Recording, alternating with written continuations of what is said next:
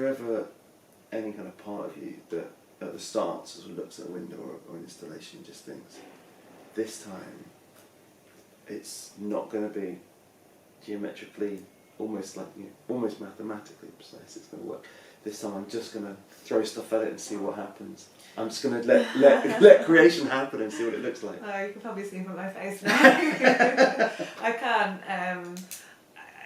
Everyone has their ways of working, don't they? And because the balance within the work is so important to me that although there's elements of spontaneity, and maybe when I'm designing the work I sort of throw these forms and start moving them around to see how I feel they'll come together, that there always has to be a really strong logic to the work, because often I'm creating little changes within the system of the artwork or the design that then kind of create this movement as it spreads out. And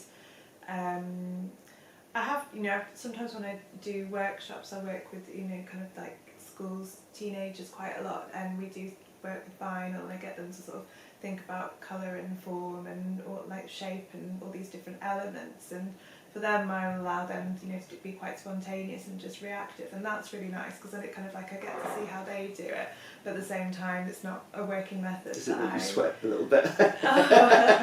No, I step back from it and let them do their thing, but yeah, it's order is something that is kind of very present. So again, in that sense, because obviously you create something and then with the light it becomes this much bigger thing in the environment. And going back to the preparations, you have to then see it in different times of the day or different shapes of light to see actually what it's doing to the environment around, because that becomes part of the work.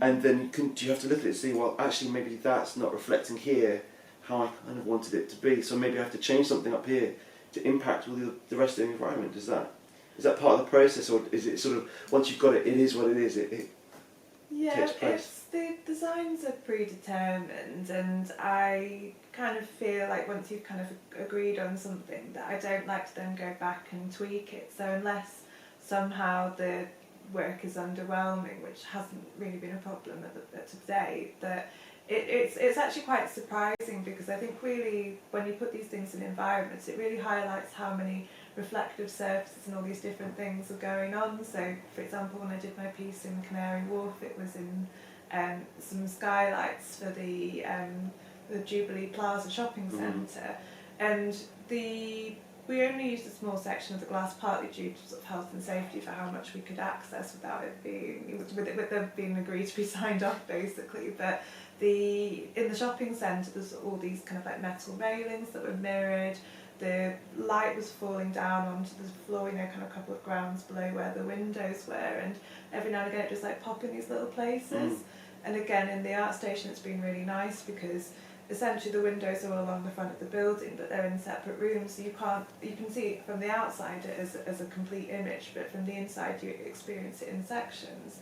But because if you open the doors to all the rooms, then the shadows start pouring into the corridors. And actually in the project space, there's glass panels at the back of the room, so that sort of reflects really nicely onto there, and just all these like little moments where it just kind of starts appearing in the glass. It's much more surprising how much it actually affects the environment. So I kind of tend to find actually have these really nice unexpected occurrences, so it's often more impactful than I'd anticipated. You find these happy little accidents almost that just appear. Exactly. And I suppose also what they're going to get is they're going to get autumn light. They're going to get then, I suppose, synthetic light through the winter, but that has its own look. Then they're going to get spring as well, which is a different light in itself. So they're going to get to experience in a lot of different ways. Yeah, and it's quite nice because with the shorter evenings now as well, that anyone who's working in the art station after 4 p.m, they kind of let whatever room they're in becomes a light box. And I really like, when you walk through the streets and you see people's different rooms and kind of like all the windows lit up, even in apartment blocks where someone has a blue wall and someone has an orange. Sounds quite Montreal almost. Yeah, exactly. All these little sort of moments. And with my work, although it's often quite bold, it's also about the unseen and sort of unexpected moments. So I like to think that there's a bit of reward in how carefully you look and observe that. There's the kind of initial impact, but then there's so much more to it at the same time. I did ask, have you ever considered, if you haven't already, just sort of looking filming secretively CCTV people's reactions as to how when I thought of that, the one I had in mind was the Brighton Uni, because that's on quite a big walkway. Yeah. And so when it catches the light, there's a lot of people that use that thoroughfare Yeah. who I thought I'd love to see as they come past what their reaction is. Have you ever seen it or tracked it? I haven't spent too much time observing that sort of thing. It's an interesting point, but it's sort of funny, isn't it? Because I don't know.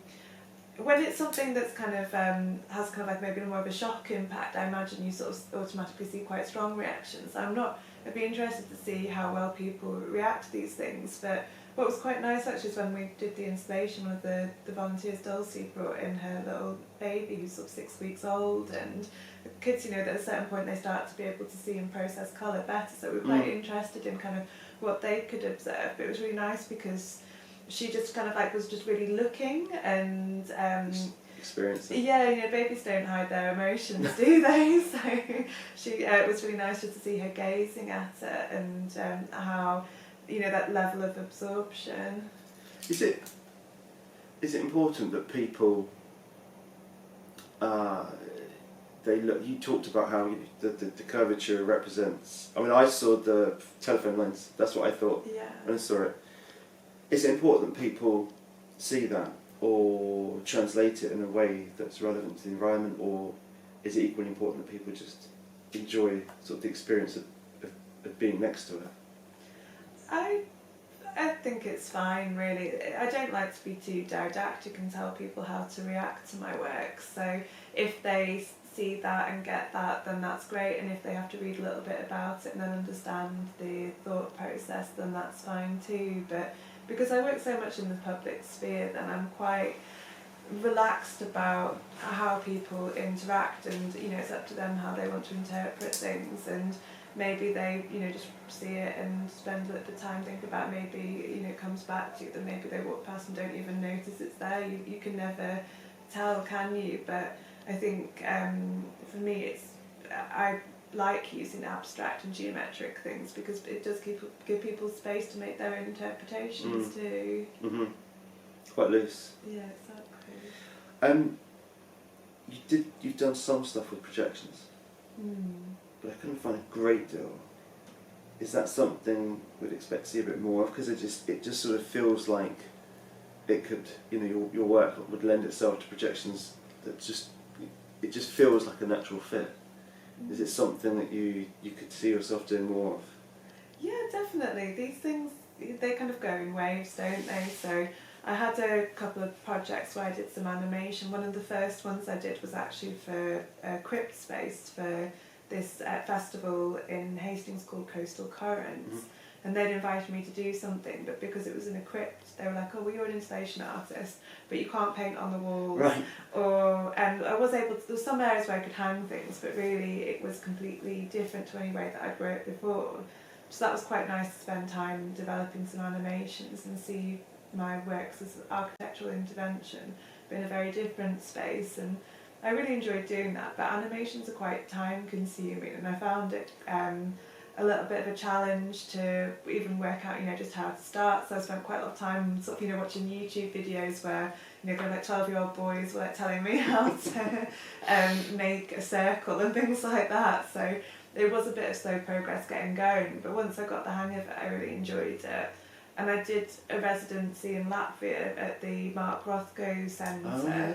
And for that one I took a projector and I spent quite a lot of time doing animations, and there was some really amazing spaces because it was an old arsenal, so they had these big sort of tunnel sort of storage spaces where they would have kept like gunpowder and things like that. So that was quite fun to sort of have that space, but really I need a particular opportunity or commission to push that a bit further, I think.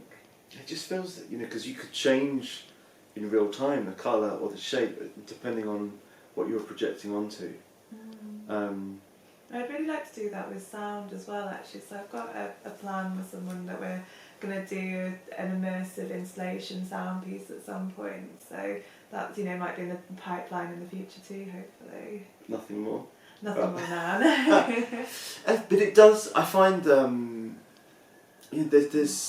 there could be a strong link between also sort of sensory you know, I think this kind of work, especially if it's sound plus movement, I think there's maybe a kind of benefit to people with who take or get like a health benefit from a sort of sensory experience like that. Yeah, definitely.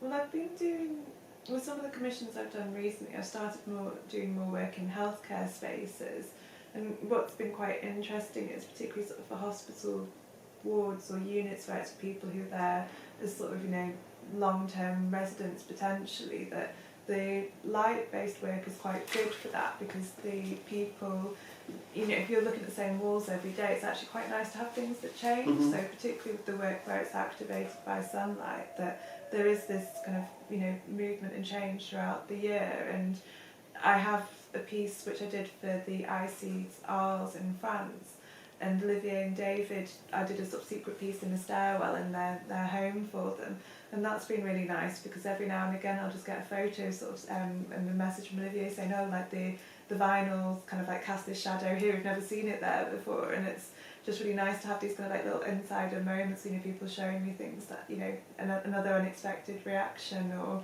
movement in the work.